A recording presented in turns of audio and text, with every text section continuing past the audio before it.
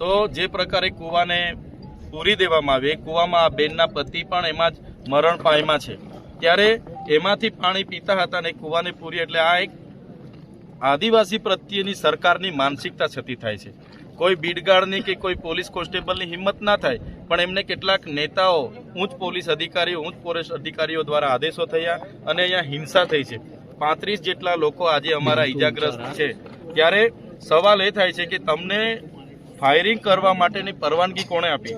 તમને tear gas છોડવા માટેની પરવાનગી કોણે આપી? લાઠીચાર્જ કરવાની પરવાનગી કોણે? જેણે પણ પરવાનગી આપી છે એમના પર પણ કાર્યવાહી થાય એવી અમારી માગણી છે. સાહેબ, આવનાર સમયમાં શું આયોજન રહેશે? આવનાર સમયમાં અમે આજે બધા આગેવાનો મળ્યા છે. આવનારા દિવસોમાં જે પણ કાર્યક્રમો ઘડાશે એમાં આખા ગુજરાતના લોકોને અમે બધાનો સહકાર રહેશે.